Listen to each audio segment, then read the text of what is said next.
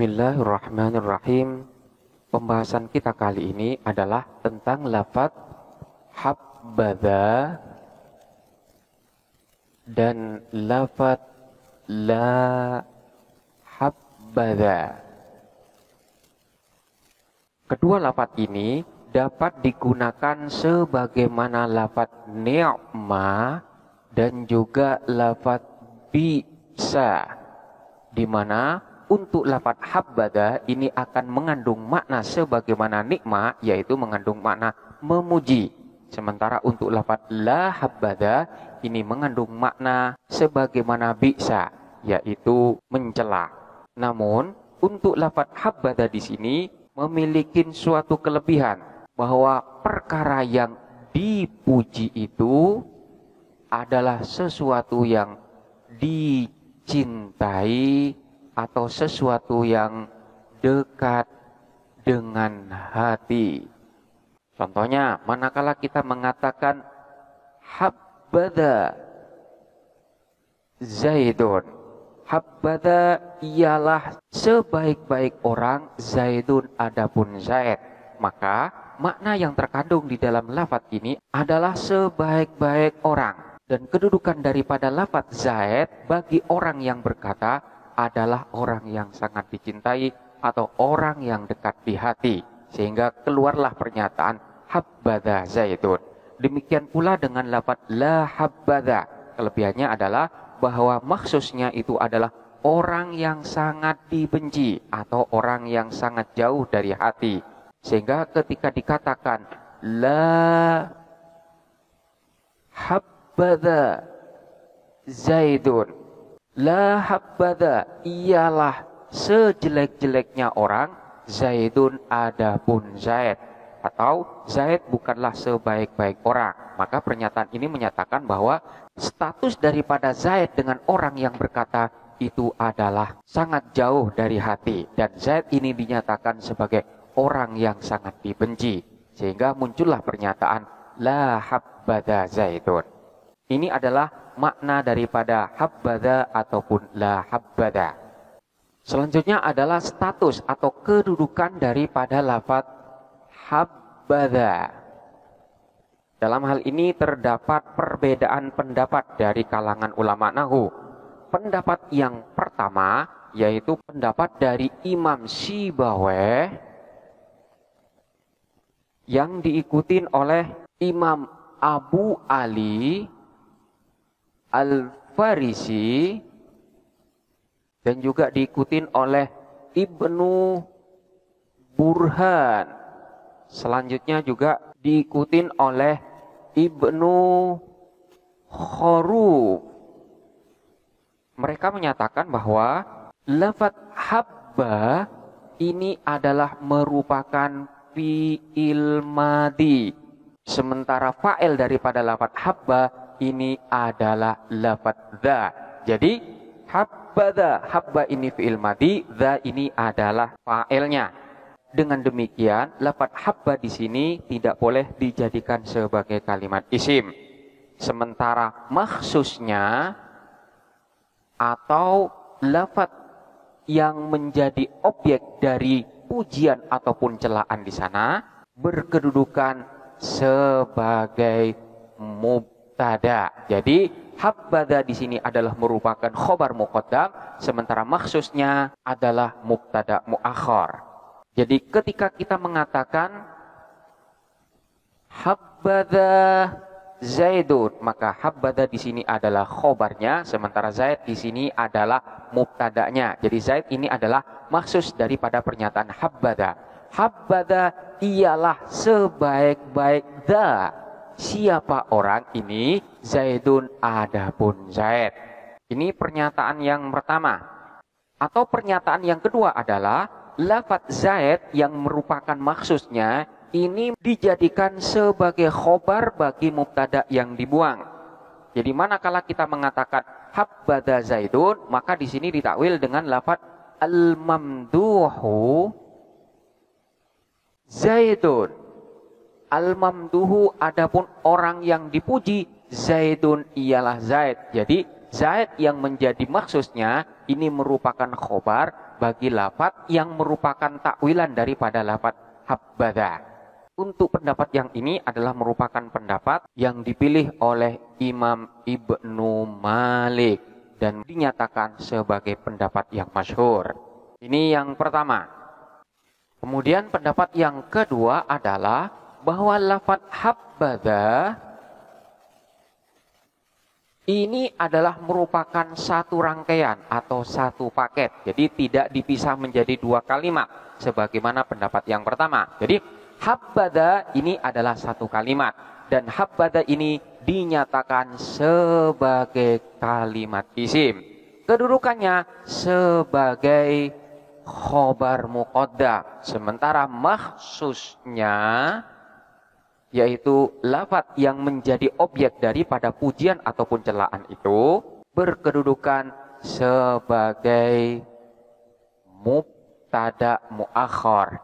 Jadi manakala dikatakan habbadha Zaidun, maka di sini dinyatakan habbadha ialah sebaik-baik orang, Zaidun adapun Zaid. Jadi habbadha ini isim, Zaidun ini adalah maksudnya yang berkedudukan sebagai mubtada daripada lafadz habbadha.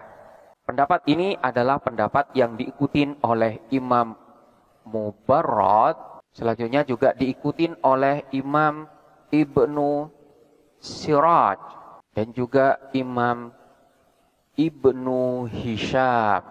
Dan pendapat ini diikutin oleh Imam Ibnu Usfur.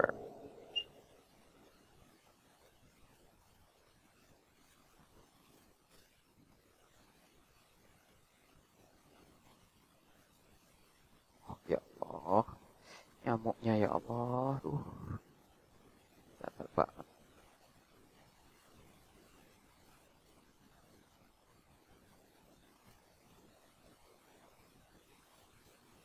Itu sampah mungkin.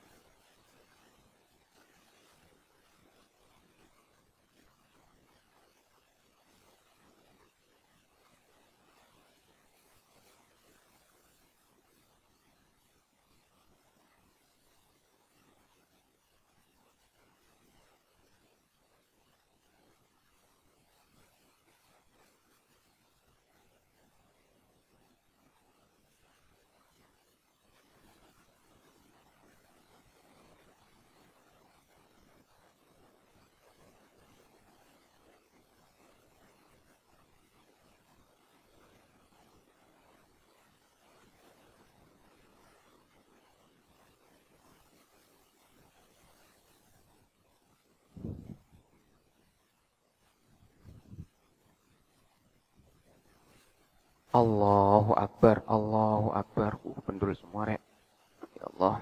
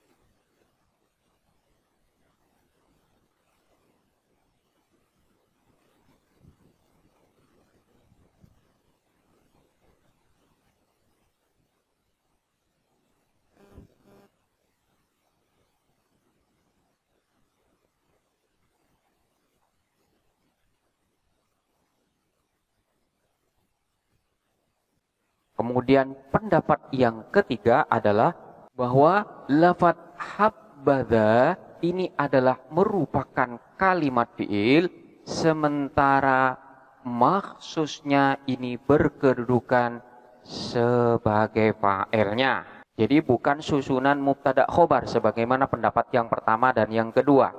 Jadi habbadha ini dijadikan satu paket. Jadi habbadha ini merupakan kalimat fi'il.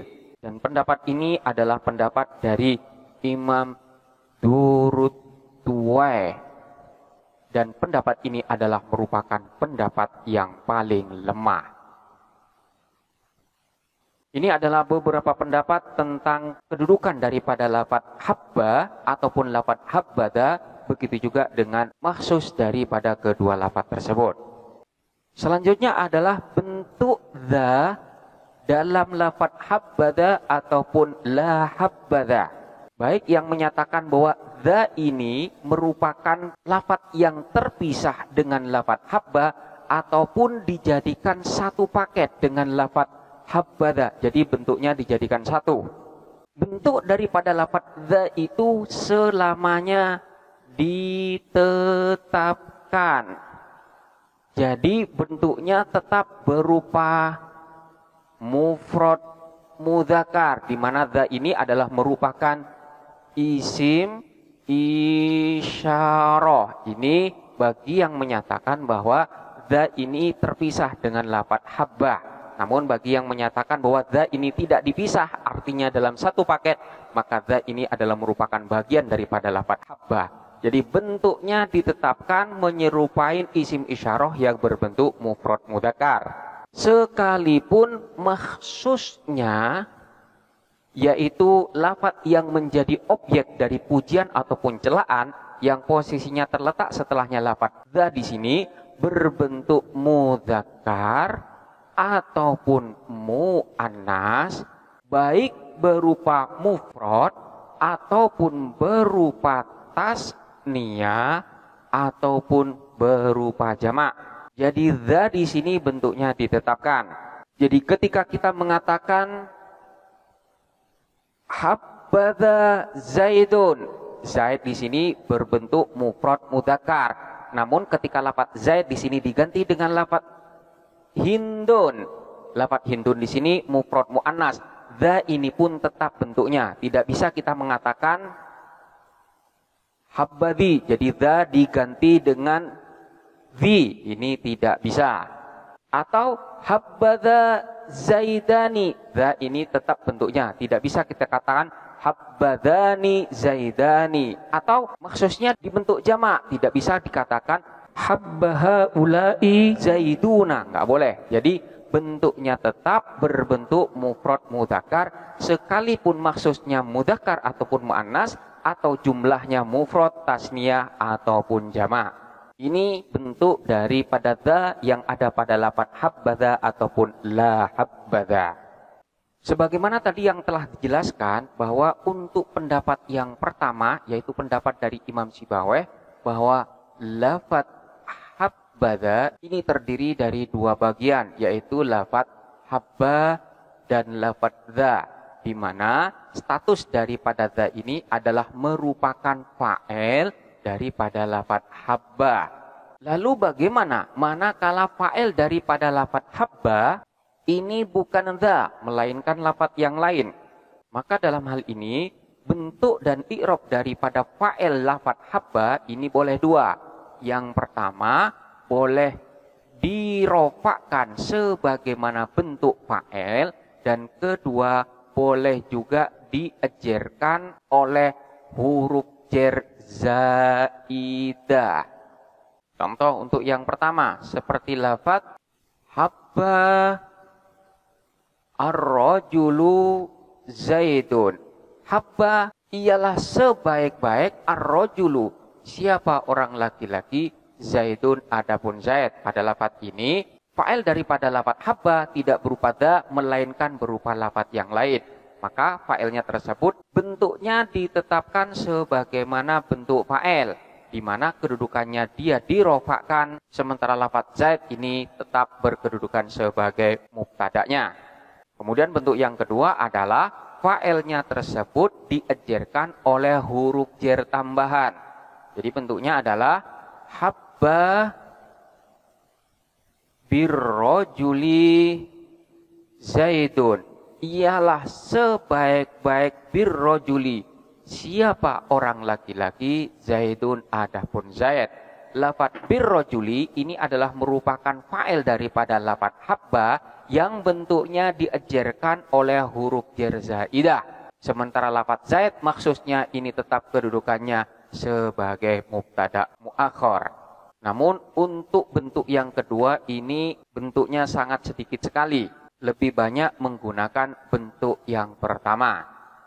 Dengan demikian maka bentuk lafadz habba ini juga harokatnya ada dua. Jadi harokat daripada hak dari lafadz habba di sini bisa dua tergantung pada bentuk dari fa'ilnya. Manakala fa'il daripada habba di sini berupa da, jadi habbada, maka haknya di sini selama-lamanya diberi harkat fathah. Namun manakala fa'il daripada lafadz habba di sini bukan da, katakanlah seperti tadi habba ar-rajulu, maka hak daripada habba di sini boleh diberi harkat fathah, boleh pula dibaca dengan dhamma. Jadi habbar rajulu atau hubbar rajulu. Demikianlah penjelasan tentang lafadz habbada dan lafadz habbada yang dapat memiliki makna sebagaimana nikma ataupun bisa. Namun di sini terdapat kelebihan untuk lafadz habbada ataupun lafadz la habbada, di mana maksud daripada kedua lafadz itu adalah sesuatu yang sangat dicintai atau sesuatu yang sangat dibenci. Selanjutnya silakan dipelajarin dengan seksama dan sampai jumpa pada pembahasan berikutnya.